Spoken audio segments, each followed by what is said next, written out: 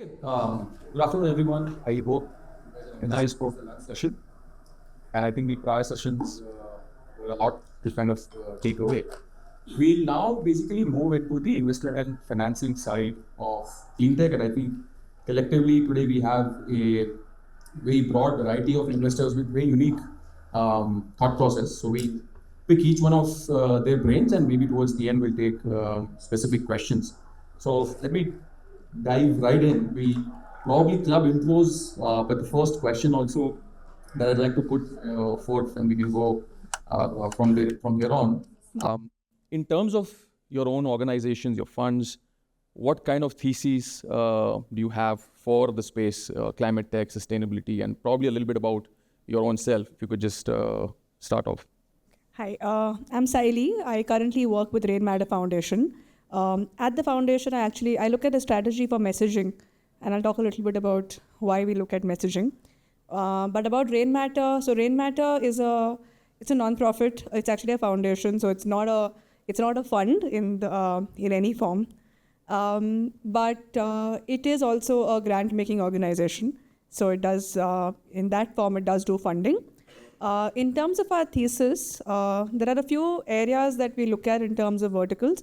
So we look at conservation and restoration, which you'll probably not find in a lot of typical funds, but we look at conservation. We look at what we call the urban thesis, which is basically everything that you need to make our cities resilient for the future.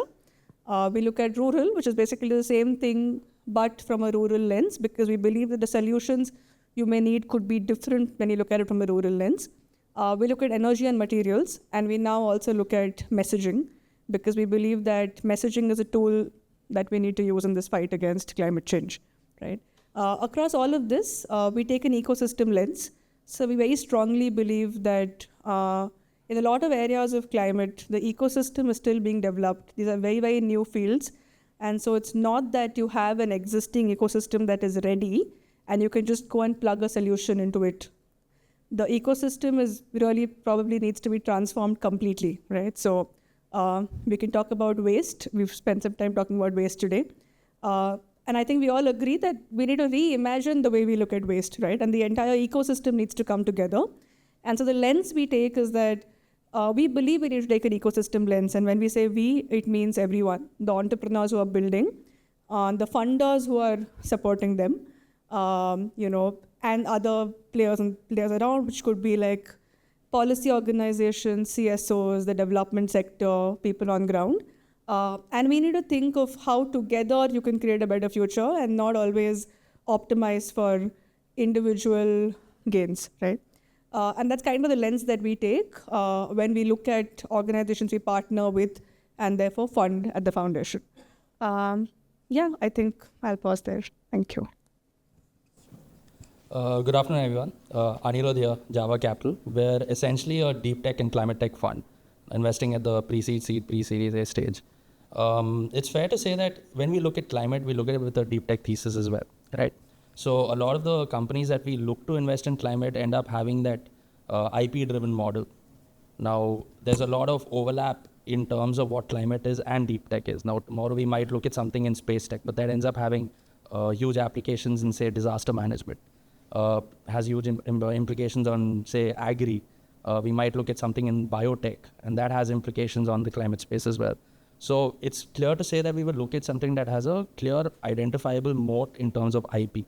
Now, that doesn't need to be an intellectual property literally filed, but that R&D cycle that goes through 4-5 year moat of development cycles that typically go about, that's what we're typically looking at, even on the climate side. So any climate tech opportunity that has that deep tech intervention, that's what we look at.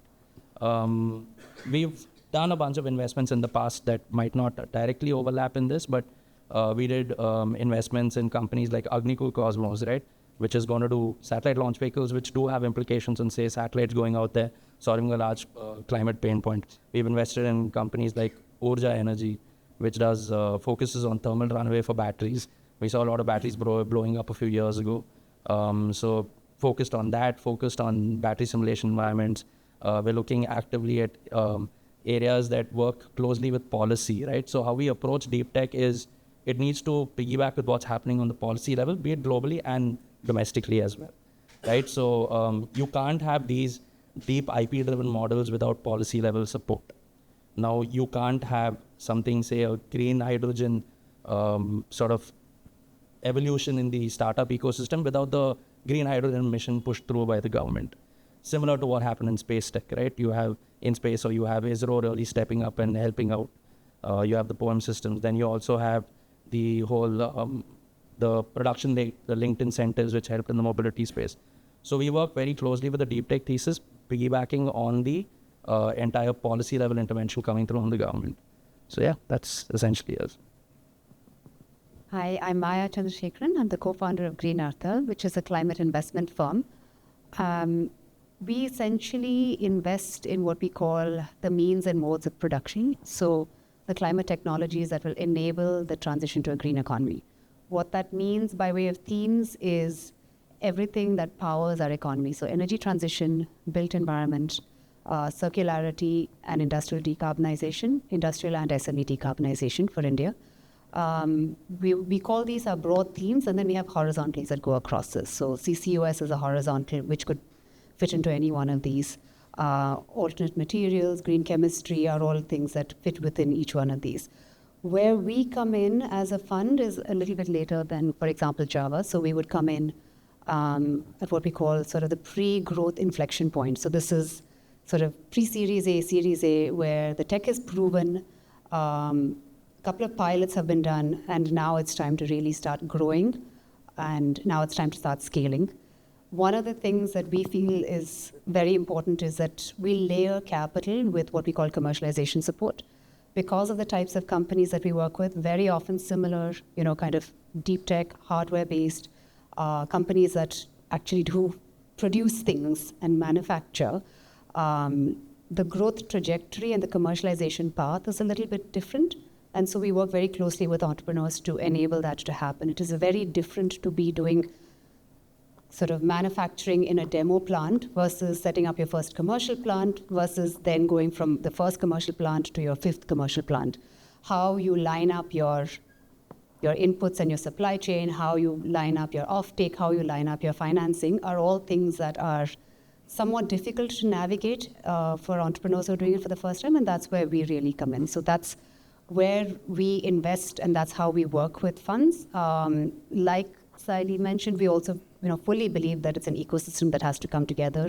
While we believe in fit-for-purpose capital for these companies and a slightly different approach than, let's say, the standard VC investment approach, we're also very clear that others in the ecosystem will have to partner with us for this. So we work very closely with debt providers. That's the only way you can really scale plants, equipment and manufacturing.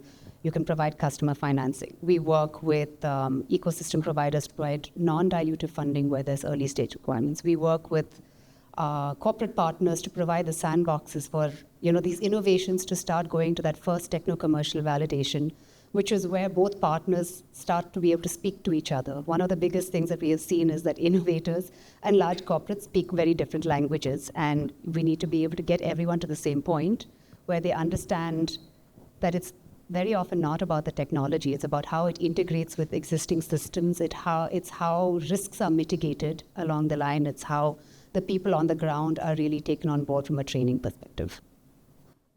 Hi, my name is Vatsal. I represent Avaana Capital. Avaana Capital is an early stage technology-focused venture capital firm, and our thesis and point of view is that so we invest only in climate tech, and our point of view is that any company trying to solve for climate change mitigation, adaptation, or building resilience towards climate change will be a fit for us. We tend to believe that we would want to back phenomenal founders building in climate, so we can come at any stage, but we prefer to come at an early stage where the technology risk has been mitigated to some extent, and the company is ready for rapid growth from that point. But we can come in early, we can come in slightly late, so we are pretty agnostic in that way. The sectors we focus on are essentially the energy transition, supply chain and mobility, food and agri-systems. But broadly, how we think about climate is not as a vertical per se, it's a horizontal. And the parallel we try to draw is from the 80s, 90s era of digitization, that every company, every industry will need to decarbonize and have to implement sustainable measures. And that will unlock a lot of opportunities in each of those sectors. So climate and sustainability as a theme will cut across the entire GDP for us. So we look from that perspective, and that's a fund thesis. Fantastic. So I think we've got a decent blend stage-wise. You've got early stage investors right up to pre-series A, series A, and of course a different structure altogether of capital. Keeping that in mind, right? In terms of the way, given the DNA of each one of your organizations/funds are, what kind of challenges do you really face? And maybe we can start with Sailee, because you mentioned very specific spaces, conservation for that matter, right? What kind of challenges do you really face when you're evaluating these kind of proposals, both in terms of fitment to the thesis you described, and perhaps any other external factors, right? So if you want to maybe throw some light in there. Yeah, I think specifically for us, right, some of the spaces that, I don't want to use the word operate, but some of the spaces that, we are we want to support, actually sees very little, funding in terms of, what you would say, traditional funding, right? So conservation is actually a very, very big focus area. And conservation, honestly, again, right, I think in the beginning, somewhere in the morning, we spoke about mitigation and adaptation, right? And I don't even know if conservation comes into any of these, but we believe it's important. And most of the funding, honestly, goes into mitigation, right? So very little goes into any of these other areas. So one big challenge, honestly, is that we're often either the only or one of the few, players who would fund something like this. And then that's a little bit of a challenge because, going back to the ecosystem lens, you need more people to come in, right? So I think that's one. In some of the areas you don't find partners. You have a lot of people on ground, but you don't find partners. And it's not just in terms of funding. You need partners in terms of communities taking this up. You need partners in terms of organizations on ground who will help take this to communities. You need partners in terms of, conglomerates or large players are also willing to take, work with them, right? So I think that's definitely one challenge. In terms of, just in terms of evaluation, so the way we work is we don't really evaluate organizations. We're broadly saying that in the sector, there's a certain shift we would like to make. And then we ask the question of, would this be a good fit into this larger chase that we have? So Rainmatter does not really evaluate a specific organization. We just try to see, would what they do anyway fit into, the larger chase, right? So we don't, what I'm getting to is we don't really have a challenge with evaluation as such. But I think it's just that the sectors sometimes make it a little more difficult. And what we'd love to do is find ways to get, more conventional funding, capital, partners, mainstream some of these. I think that would probably be the biggest win. Okay. From our side, since we operate at the early stage, Datha Capital, at least at the series, and that's a common problem for everyone in climate, at least in the current stage. But for us, typically, you're dealing with a lot of information asymmetry, right? These are typically uncharted waters, especially when you're doing, IP-driven models. There's nothing really to compare it to on a completely holistic level there. So you really need to buy into what's being developed because this is experimentation capital that they've typically raised from us. Right? If you look at global markets, that experimentation capital that comes through institutions is a lot larger. And you're building a product that caters to global markets. There is a sliver of business that is focused on the global markets within what they're building in their IPs, right? Sure, that doesn't necessarily apply to companies that are more easily monetizable, that have a slightly more SaaS or work on the analytics play or a platform play there. But when it's purely IP driven, it boils down to as to how they're going to actually use the capital, right? Now we can figure out there is a value in terms of what they're building. ठीक है, market size अच्छा है. It'll fit into this. It can become something big. All that typical process flow that you go through to understand if there's value there that you can do. But there is a Datha Capital. You're going to have to use it for a certain period of time. You have to be very clear as to what those milestones are. If you're getting to a certain level of TRL, whether you have to tranche the investments for that, we also have to kind of underwrite somewhere as to whether that process that they're approaching is going to work or not. We have to work with ecosystem players, be it stakeholders that they could possibly sell to tomorrow. Understand, is there willingness to adopt? Is there willingness to adopt in multiple markets, or is it a specific solution for a specific market? So building all of this together does take time and effort. And yes, also the founder's vision, right? So you need a mix of technical and the ability to do the typical CEO grade work that happens in an organization. You sometimes might have someone that's hyperly technicalized in an organization, and you might have research that's going on and on. So you're not getting to minimum billable product. You're not forget viable, but something to build to know what you're building for the customer segment. So let's look at someone that's providing satellite data that's catering to something in climate. Question is it a product that someone can adopt tomorrow and use it immediately? Are you packaging it in a way that they can absorb it?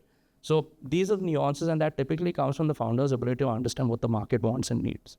That becomes a challenge typically for us, at least.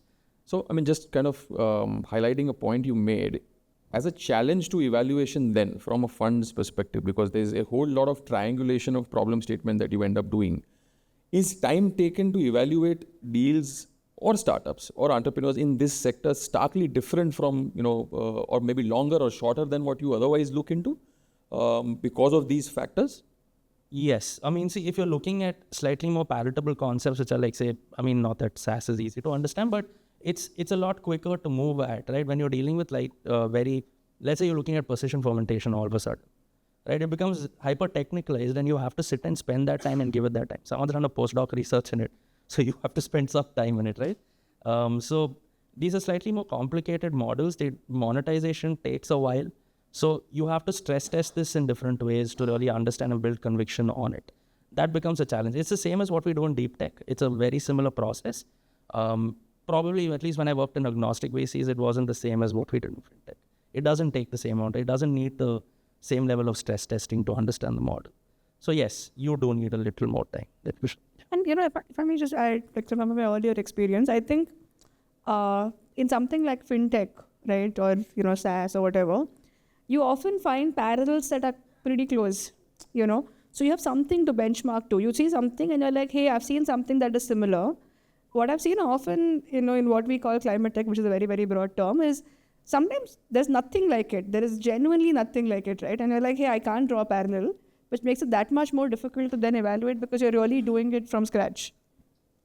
And I think I'll add to that, both the previous panelists have covered a lot of the stuff that I would have also said, but also because, one, you're looking sometimes at very new, very nascent technologies, and you want to be very thoughtful about what you're putting your money into. So one of the things that I want to really call out is sometimes we spend a lot of time trying to assess what could be the unintended consequence of this.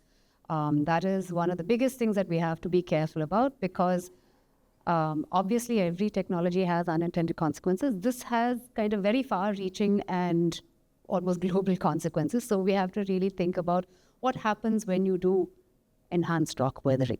What happens when you do carbon capture and storage? What happens when you put something into water bodies, right? So I would say that is perhaps a challenge that is somewhat unique to the space that we are all talking about from an evaluation perspective. So, and sticking to that evaluation piece, for you as a slightly mature investor in terms of the stage, any nuances or, for the lack of a better word, the burden of evaluation gets answered by traction to a large extent, or is it pretty much the same right up to like what, Series A or B? I think that's a yes and a no. We try to be very careful not to consider traction to be an evaluation of the unintended consequences. Traction is a proxy for understanding how likely is this going to be adopted and the commercialization. And I say this from experience, you speak to some of the best intentioned founders, and nobody who's working in the space is not doing this from a place of good intent. But there are things sometimes that you overlook or have blind spots around what is going to be an impact of this in some other area. It could be from a water perspective. It could be from a land perspective. It could be from a community or a livelihoods perspective. So traction does not always cover for that. So we try to be really intentional about understanding that as we look at something, especially because we are funding it to scale. So if you're providing money for something to scale, you want to be really careful about what that scaling does. Yeah, I think a lot of it's been covered. I think just expand on what Maya said essentially is that we have to be very, very focused that in fact, traction sometimes can be a false positive that attraction leads to you essentially doing greenwashing, but you just believe that it's not. Or maybe you are adding something from a good intention to reduce plastic in something, but you're adding some other component which will leach out microplastics, for example. So it may get complicated that way. So that is a challenge. And expanding on what both Sally and Anirudh said earlier, I think the issue is that as investors, we are tuned to see things from a pattern perspective, and the patterns don't exist. We are very, very early in these cycles, not just domestically, but globally. So we have not seen those parallels yet. We have not seen those cycles yet, where the businesses have gone through the entire 10-year, 15-year cycle, what it looks like. So I think that's a challenge. And the West has focused more on mitigation, and where for India, where we are focused on, it's more of an adaptation and resilience building play. So again, it's a different thing. Again, there's no parallels there. So I think that is how. The second challenge I think we also feel is that we have to say no to a lot of things, because from a climate change perspective, a lot of projects, a lot of companies are doing great work, but we also have that we have to deploy commercial capital, which has to return commercial returns. So we have to say no to a lot of things. But I think that's where the ecosystem comes in play, where like what Sally said about the foundation, that the foundation doesn't have that kind of mandate. So I think that helps. So these are the two things which we feel are challenging. Correct. Interesting. So I'll pick on a point and maybe start with you that Sally mentioned, right? And essentially what I heard is that sometimes investors' job is very lonely. There's no one out there. There's no one out there to either validate with more capital, or the idea is so unique, there's no benchmark. What we've seen, and perhaps this may be a very early trend, is that there is a barbell-like financing option when it comes to climate tech startups. What I mean by that is there'll be experimentative capital available for startups out there. There's nothing in between. And then there is large pools of capital that will perhaps be available once you are large enough for everybody to notice. Have you seen anything, and this may be stage agnostic for you, it can be like a portfolio learning that maybe your startups are struggling to raise a Series A and can be different for the two of you versus what. So maybe you can go around and start with you if at all this hypothesis is relatively true, a trend that you see. But first I will disagree. I don't think investors' journeys is as lonely as a founder's journey. So I think let's keep that out. I don't think investors are lonely in that sense. But I agree. I think there's a lot of early stage capital available, which is a good thing. I think there is a lot of government grants now. There's catalytic capital, there is experimental capital, early stage VCs, micro VCs, pre-seed capital. So I think there's a lot of concentration of capital. But on the other side of the spectrum, I think we're still early to actually see a lot of companies there, where at the other side of the barbell, they still have to get there to actually find out if there is enough capital or not. But increasingly what I've seen is, as let's say our portfolio, where the companies have grown to a certain extent, we believe, I think, obviously commercial capital is one part, but we're also seeing a lot of other financing options coming in. We keep talking about blended finance, and for example, we have one of our companies which is in the agricultural space, which they do climate controlled agriculture called IIMA, and the business is very, very capital intensive. So like you need crores of capital for acres of farm, and if you want to have 500 acres of farm, you need 500 crores of capital. And what they've been able to see and find is, very fortunately, is that they're able to raise capital from public banks at very low interest rates for very long tenures without collaterals. I think given, unlike the West, fortunately, India is not divided politically on climate. So we're very, very aligned. So I think that is helpful, and we're getting a lot of other forms of capital coming in. So we have to still see that how, as the companies scale up, is the bubble shaped or not, but I think we're seeing good trend on the early side, and I'm hopeful that it continues on the other side as well. Yeah, I mean, I do believe that there is a gap in the market. And I think that this is something that we as a fund have definitely seen, which is also why we sit where we sit, because we believe that that's a bit of a white space. But I'll also just quickly kind of refer to something that we do. So apart from the work that we do as investors, we also do a little bit of ecosystem building. We run a network called the Climate Capital Network, and of capital allocators across India who are all looking at climate. And every year we do a survey and we bring out a report. And, it's very clear, and our report is going to be coming out in the next couple of weeks. So I'm literally looking at fresh survey data where, folks like Avaana have also said that there is lots of activity at the early stage, and then there is this gap. And then, as you said, there are funders on the other side saying, I'm here, I'm waiting for pipeline. So I do believe that there is a little bit of a gap over there. There are some new funds that are coming in and addressing it, not enough. Also, the type of capital, I think, is a nuance that is worth calling out. There are now, the gap is kind of starting to get filled, let's say, by some of the emerging family offices, by CVCs. Equity is still missing at that point. Debt is a big gap. Some people can access the public, but that's only if you're in priority sector lending. It is very hard, even as we come in and say that we will do the funding for the first of a kind plant, it's still very hard for entrepreneurs to be able to raise debt at the right price to be able to scale. And I agree. And also, there's one more factor here is that the gestation period for these companies is longer than other companies in, let's say, B2B SaaS or elsewhere. So I think also that also creates that gap in the middle. And I think at Avaana, I think what we do is very consciously reserve 2x the capital to invest in a company in the first round for follow-ons, because of the precise reason that while we are hopeful that these companies can get capital and more capital will come in as the market matures and the sector matures, but we ourselves reserve capital. Yeah, we can support for longer. No, just if the cycles are long. So I said there was a dearth of capital.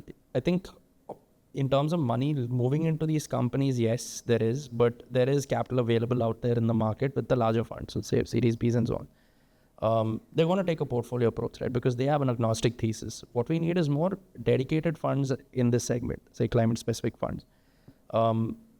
Those teams are open to investing in climate. At least every time I meet one of them, they have dedicated people that are on their team focused on climate. So which means there is willingness to invest. Now, when you're taking a portfolio approach and I have a broader, thesis where I invest across sectors, they are going to fill up the usual suspect sectors and then gradually move into this, because this is a longer cycle. Say if I have a SaaS versus a 10-year cycle investment, I'm going to pick the SaaS initially, and then I will look at my alpha opportunities by picking, say, something in climate or deep tech around these segments. So they are approaching it that way. A lot of them do say that there is a lack of opportunities to invest in, and it is pretty recent, right? If you look at the outside of mobility, at least, if you look at the companies that have been funded, it's been limited comparatively. 70-80% has gone towards sustainable mobility. So as these start evolving and growing, you will start seeing that capital flow into this. So it's just a function of time.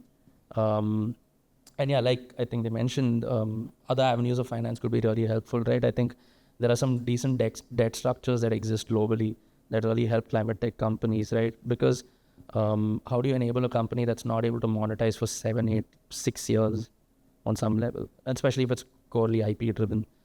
So innovative products will come about as this progresses. We're seeing more and more companies, more products will come about. Got it. And perhaps, Sailee, I'll extend this question from a foundation's perspective, right? So not necessarily that you will have to think of follow-ons and mathematical way, just like how Vatsal pointed out, right? But continuity of funding, right? Is there an episode where, okay, the buck has to stop here just because we're a foundation, we don't have unlimited capital. Of course, we don't have theoretical horizons as investors that we need to return the money. But what's your thought process in terms of providing that capital continuity till the gap is there in the ecosystem?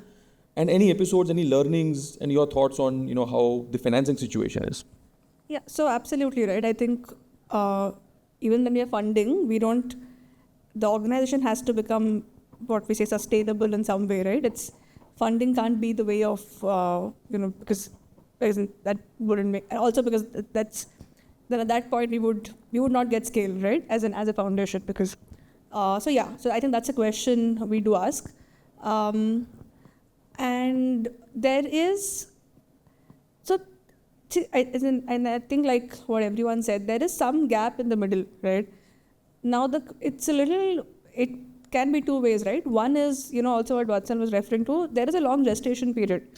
So what happens is, in the current structures, the kind of markers of success that a slightly, later stage fund is looking for, these organizations take longer to get to those markers of success, right?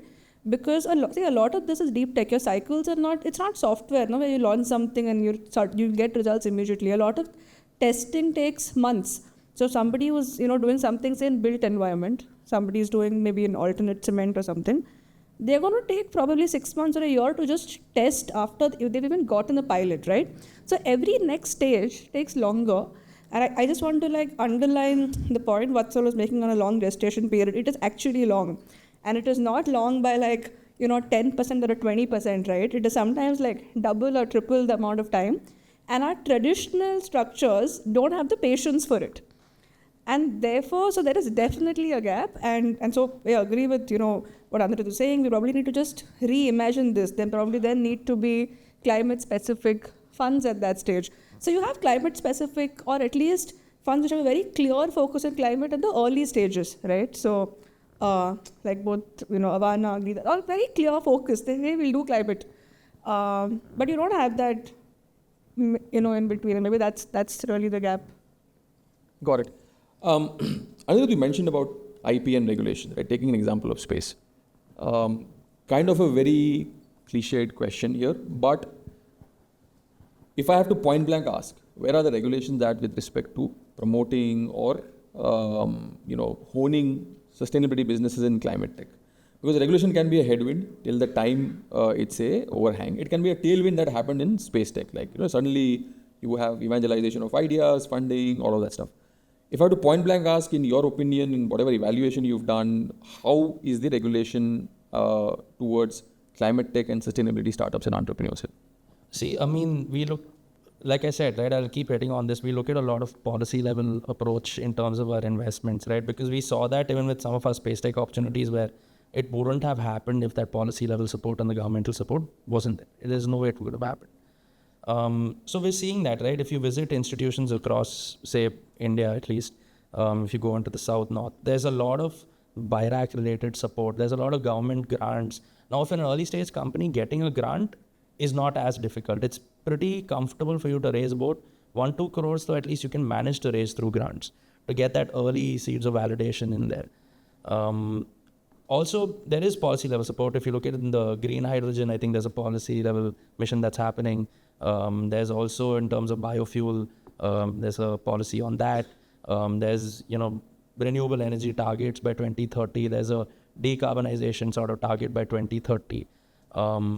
Then these are having real world implications. Apart from that, if you even look at global policy, right, it's going to percolate down. If you look at some operator in the built environment, say a real estate guy, tomorrow if he has to lease out a property to say an Amazon, they're going to have requirements that is coming from their parent. So which means I have to play up to scratch to what global players want, what the global regulations are. Now, if I'm sourcing from an Indian factory, they have to play ball in terms of what the regulations are in Europe. So as all of this global policy and domestic policy is coming in, it's clearly showcasing that companies have to adapt and take on new solutions, new products, say, even in, say, logistics or even packaging material, things have to change. I think there was even something in terms of sustainable products, that was some certification that the government did. I'm not able to remember the name off the top of my head.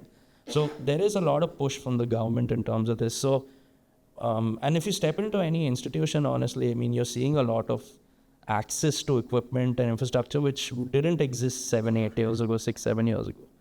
So there's a lot of work happening there. So hopefully that percolates into a lot more opportunities going down. Yeah. I also want to add that there's definitely policy tailwind, and it's also creating significant opportunities if you think about India as responding to the global supply chain needs, right? As some of these policies, for example, like CBAM, have come into place, they actually enable companies in India that are already meeting those requirements to be very much more competitive. I think we have the advantage that some of our industries have already been quite progressive when it comes to thinking about how they operate, build sustainably, and now they're able to actually maximize that and monetize that in global markets because there are global policies that are requiring that. So I see this as being very, very, I would say, beneficial and very, very positive tailwind. Got it. And maybe I'll tweak that question for you again, Sailee. From a foundation's perspective, right? And when you look at policy frameworks, is there a thought leadership that goes behind perhaps communicating it out there that, this is the way policies can be framed? As Rainmatter, have we done that vocally? Can you draw some examples there? Yeah, so I'm going to go back to conservation. But so actually there is, so I'll just give an example, to make this real. But there's some policy that's actually coming out regarding invasive species, right? So invasive species are basically plants that should ideally not have been there, but they're there and they've kind of taken over the ecosystem, right? So there is much more of that particular plant than any others, and that's very harmful because it almost stops other plants from growing. And now the government is actually trying to come up with some policy regarding what to do with invasive species. And there's a lot of general debate in that ecosystem, which again, most of us will never hear of because it happens in that echo chamber, right? And now there's a lot of difference in how different states want to do this.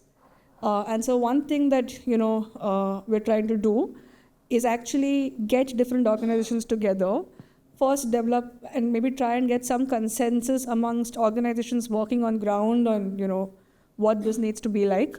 And this is not only, by the way, this is not only policy organizations, right? So we're in Bangalore. Have any of you seen those elephants at the Bangalore airport? There were these wooden elephants. Yeah? So those elephants are actually made of a plant called lantana, right? And lantana is an invasive species. And that's made by an organization called Shola Trust. And they figured out a way to basically, they in a way want to say monetize those elephants. And of course, they also want to go back to the community and all of that. But they found a way to take this weed, it's literally a weed, right, invasive species, make something that is useful out of it, give livelihood to the communities who live there, and in a way make a product, right? So great example. So this is not like, I'm not talking about some non-profit doing this policy advocacy work, right? So we're trying to get a collective which actually brings together a lot of these different organizations and get a voice like Shola Trust in there, because they are actually going to be able to say, what does it take to make this viable? This has to be sustainable. And the idea is that you don't need one, you need probably hundreds of these across the nation. But get these together, get an ecosystem approach, get different views, and create some kind of a consensus in what you want to take to the government, and then actually help in the policy formulation. And actually see, the government is also open to listen if you get the right players in and kind of help them do it. So that's one way in which we've been trying to do it. Oh, fantastic. I think great example. Probably Vatsal, I'll start with you. The entrepreneurs that perhaps write to you, startups that write to you, and you'd see a fair share of relevant plus irrelevant, right? And my question to all of the panelists here is, do you see a stark difference in the DNA for an entrepreneur that wants to build in this space versus your normal, when I say normal in the sense, people building outside of this space? Of course, all of them are special, don't quote me on this. But do you see a separate DNA, a separate grid, because of multiple factors that we've discussed, right? There's long gestation, there's no capital, you're relying on grants to start off with, and any differences that you want to highlight, and then maybe we can cross the table. So you said all founders have challenges, and I think it's hard, but as I said earlier, I think we're still early in the cycles. I think there's no Flipkart mafia today that is starting Udaan today. Yeah. You don't have those today. There is no climate exits we have had and seeing that yahan ka core team will be good for a few founders. So we don't have those heuristics today. Right. Well, I will say that obviously you have to care about the problem, but that's true again, generally. If you want to start up and you want to solve a problem, whether it's climate or non-climate, you'll have to care about the problem. That's the starting point. But I think what we look for is that there are additional problems the founders will have to solve, which we have discussed previously here. I think capital, you have to be really figure out way to get the early stage grants, which I mentioned, or you have to get the chasm of death, you have to carry the value of death you have to cross, and a lot of other challenges. Hiring, for example, really make people understand it's not just investors, you have to also hire team members who really understand that if you're doing, let's say, precision fermentation and you essentially did something wrong, then the entire process has to be done again, or you're doing a crop cycle, it's 4 months before you can test it again. So it's harder. So I think there are additional challenges, and I think founders, we wish the founders understand, and we try to help them also, because as I said earlier, nobody has seen this before. So I think a lot of what we collectively do as ecosystem, I think we need to see founders appreciate that there will be additional challenges and they're willing to learn and learn quickly on that front. Got it.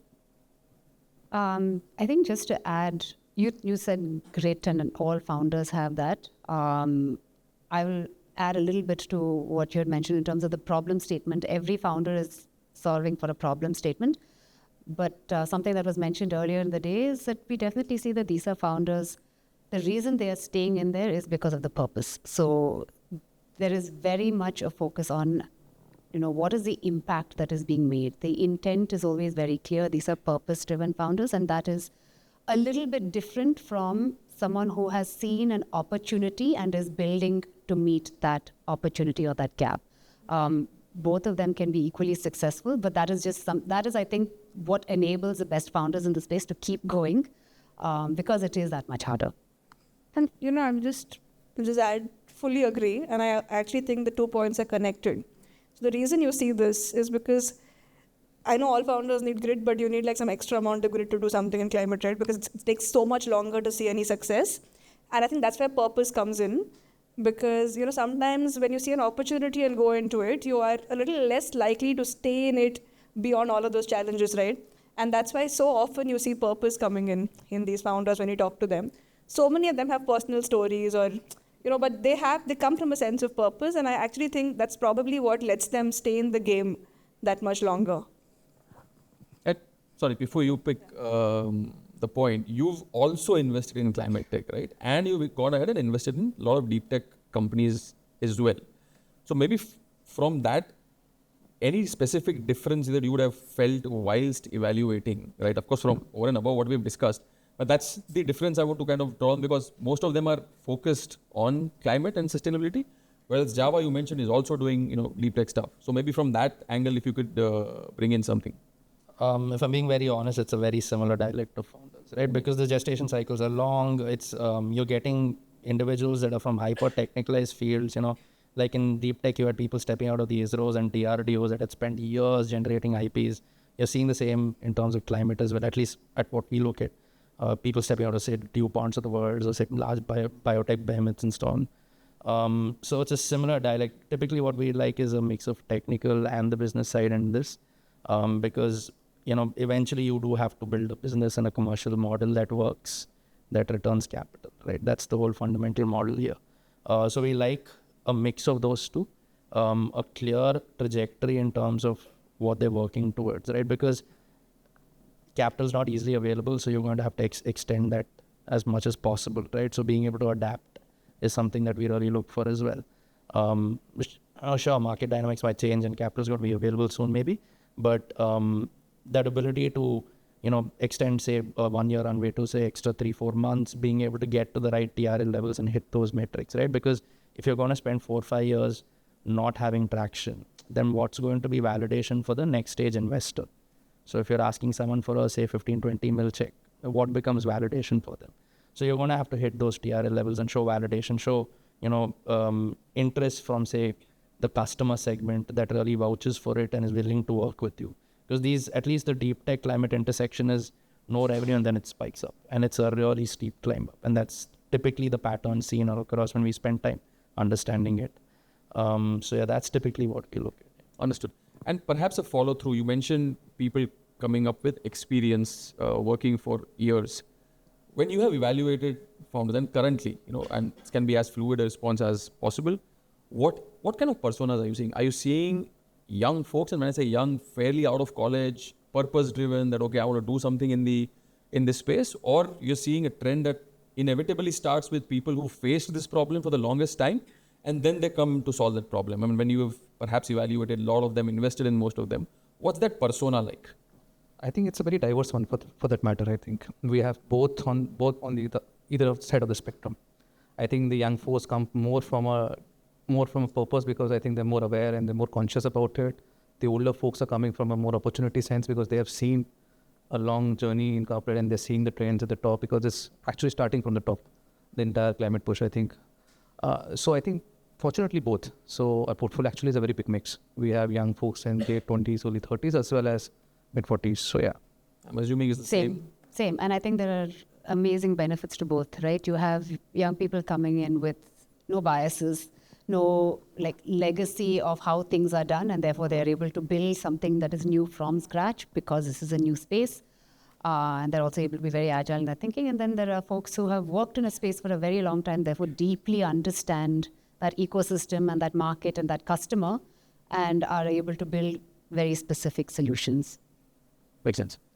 And perhaps my last question, and after that we probably open up for a public Q&A. we had a fantastic opening panel, right? And I know I worked on the corporate side and a lot of insights there. With respect to where we were and where we are now today, where do you think India Inc. in general is towards the perception of the space, adoption of solutions, and seriousness of really thinking through from a corporate angle to do a lot of stuff? It can be either give business to startups, evangelize, or spend some time trying to kind of look away from the usual. Any learnings that you might have, any insights that this would have changed now and it's looking a different picture 5 years from now? Yeah, I mean, I think the way I would describe it is as being cautiously receptive. Definitely there is a lot of openness, there's a lot of eagerness to engage with innovation is what we have seen. For multiple reasons, there is a sense that, there's a palpable sense of excitement. There are some interesting things happening with these smaller companies. There are also mandates and there are requirements that need to be met, either from a global perspective or most of our leading Indian corporates have already taken very, very aggressive targets for themselves, right? We are already very much leaders in that case. And so there's an understanding that some of this comes from outside, some of this comes from inside. Where the cautiousness comes from is just the fact that there is an understanding that these are earlier stage companies. They are still figuring out how to engage with large corporates. As I said, one is speaking the language, but the other is also just being able to address the needs of a corporate. It is very different to be manufacturing something in a small demo plant at 500 kgs in a plant versus being able to supply someone 10,000, one of your customers 10,000 kgs every 6 months, right? So there is a little bit of cautiousness around opening up your business and your operations and, creating some additional risk for yourself as a corporate unless your partner has really been validated and is really able to robustly support you. So I think that is really the role that we play, which is enabling that to happen through capital, through commercialization, through partnerships, because there is a receptive market. Both sides want to be able to work with each other, especially the sectors that we work in. Very clearly, we work only in the B2B space. Got it. And probably for the two of you, right? In terms of portfolios being able to sell, whether it's a B2C focused solution or like she mentioned B2B broadly, any specific trend you're seeing that, okay, the clients and the Indian consumer, let's keep the incorporation and the corporate aside, the Indian consumer is not that keen to adopt to sustainability as what you read, on the social medias and a lot of noise, which is where the struggle is to actually build a business around this. Any learnings, and maybe we can start from. Yeah, I think broadly the adoption is more in the B2B side, on the corporate side, and again it's coming from the push you have if you're doing exports. As she mentioned earlier, CBAM is coming in. If let's say even if a small medium enterprise in textile industry, for example, if you're selling to an H&M, you need to follow certain things. You have to measure your emissions and report them. So I think it's mostly on the B2B side. Unfortunately, it's not so much on the consumer side. That's a fact. We wish we could see more. And I think what CapitalSailee is doing on communication at Rainmatter and otherwise, I think these efforts will come to fruition. But as of today, the proportion of consumers who would adopt something because of its sustainability and is not enough for a commercial opportunity to be built around it. So that's I actually want to jump in there and say, I think one of the reasons that the adoption is a little bit easier at the corporate side is because the innovations that we see, the ones that we really like, are very cost competitive. They're actually going in and saying that I can make your operations smoother, I can make them more efficient, I can impact definitely bottom line, in many cases also top line. So there is no green premium that's attached to them, which means that it is something that totally makes sense from a business perspective. On the D2C side, I think there is still at least a perception that anything that is sustainable has a green premium attached to it. And therefore, you require much more behavior change for that market to be unlocked. And just to add to it, I think what Maya said, I think because we're cost effective, actually now we're seeing companies going global sooner than we thought in even our own portfolio. Because then what you're building for India, at least builds for the global south. Yeah. You can sell, if you're building for India and your features are strong, we have companies that are selling to Europe. the moment you're selling in India, because you're cost competitive, the entire global south is opened up for you. Okay, I guess that's all from my side. I'll shut up. I'll open the floor for any Q&As that we have for the panelists today. All right. Hi. A disclaimer, I'm not asking for investment, but just a question. So I am Sangeeta and I run a company where we manufacture sustainable construction materials. So I have, met with investors, as an exercise to find out, but I'm running the company on my own with the revenue that it's generating and all that. So one of the questions that I always ask the investors is why, because this is a construction material, why is there so much of, what is the word I'm looking for? You're not kind of very keen on investing in things like this. Everything is deep tech and, which I don't understand, which things that you can't touch and feel. But, when it comes to construction, it's very, people are very, hesitant to invest in such companies. And even though, when you look at global warming and, this all that's happening to the climate, the carbon emissions is primarily coming from the construction industry, at least 40%. And the returns, the revenue is good, the margins are good, but still there is that hesitation. So I just wanted to find out, are you all of the same mindset? Have you invested in such companies? How does it go? Let me try and address it. I know, Saili, you also mentioned built environment, so I'll hand to you after that. So we do look at built environment. We do look at materials. I think a couple of comments. One is not too many people do look at that space. There is some level of discomfort from kind of the traditional VC model, looking at companies that are actually, manufacturing a lot of things and require plants, equipment, and machinery, right? Because those are hard assets and those are harder to scale. So that is why you may have seen very low capital investment to set up a factory. So I made it that way. So, there won't be any hesitation because my plan is to set up multiple factories across India. So that's a good model to have. As I was saying, for most funders, that would be, I would say, the first area of concern. The second is that, and what we always evaluate when we look at new materials is how does this get adopted at scale? And because you're talking about built environment, there is obviously things that go into the primary kind of load-bearing structure and then the things that go into the secondary structure. And we've always seen that as when things come to the final decision-making, even with the most progressive of building houses, there is a little bit of a concern around this building has to stand for the next 50 years, despite all of the tests and the validations that have been done. How can we take that risk? We would rather go with something that has been tried and tested. So as an investor, our role is to understand how is this going to scale? How does it get adopted? How does this essentially remove risks from the mind of the customer?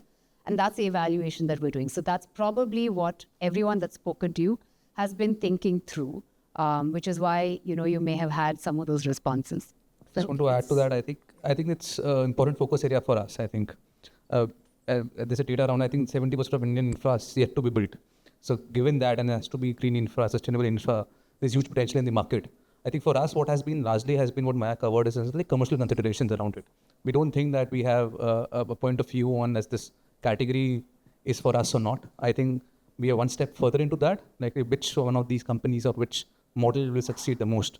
Are you building commoditized materials like paper blocks? Are you making specialized construction materials? Are you trying to do something more deep tech into, let's say, injecting CO2 in concrete, or are you making energy efficient materials which can help?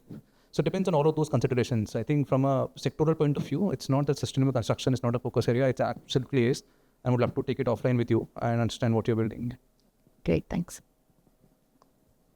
Do we have time for one? My name is Tapan. I run a carbon dioxide removal company called as Visco Black. My question to the panelists, what kind of carbon dioxide removal technologies are you excited for? And what kind of CDR companies have you already funded? And what made you fund them? The carbon dioxide removal technologies are the technologies that take out CO2 from the air rather than from the smokestack. So I just want to... Oh, you've done none in the space. I think IIMA has funded Alt Carbon. No, I haven't. one of the slides in the morning. It must have been a part of the report. It may have been a part of the program otherwise, but we've not. Right. But I heard Ms. Maya quote enhanced rock weathering, and I understand Avaana Capital has run a workshop about in January where you've invited enhanced rock weathering companies. So yeah, if you're funded, then I would like to know. That's it. We haven't funded any carbon removal company as of yet. And I think that's again an important factor area for a focus area for us. I think two things here. I think one is the cost considerations and the cost of operating and how the technology cost curves will come down. And second, what Maya touched upon very early in the conversation around unintended consequences. So I think that is secondly, I think, which is something which we still don't know enough of. So again, it's again a focus area, but still early on these 2 points for us to get to a decision around making an investment in this space. Yeah, same comment. I was going to say, you said what type of CDR companies would you fund? The ones that make commercial sense and where we have an idea of what the risks are. Hi, this is Sunny Kapoor. Just want to refer to one of the comments mentioned by Sailee. So Sailee, you mentioned about making a product and commercializing out of the invasive species, right? The airport example. So do you see any unintended consequences in case this kind of a product becomes commercially successful and we promote further invasive species? It's a it's a good point, but fortunately or unfortunately, it's not that commercially successful. Okay, so yeah, then there are too many ifs and buts. But in all the species that we see right now, it's nowhere here. It's just about like kind of making it there, right? With a lot of support. No, and also, okay, on a serious note, I think the amount of effort it takes to actually do the process, right? Because you need to like remove a species in a certain way, there's a certain cutting technique. You actually don't have people who are skilled to do that, so you need to get labor in the right way, you need a certain machine. It takes so much effort that it's not going to be so wildly successful that people start planting it. I, at least right now, don't foresee something like that. Okay, great. That's all for one last question. Sorry, we are out of time. We'll have to really stop. We can take a lot of questions offline if you guys are keen. You've been a very patient audience. Thank you so much, folks. Thank you so much for being here and sharing your thoughts and insights.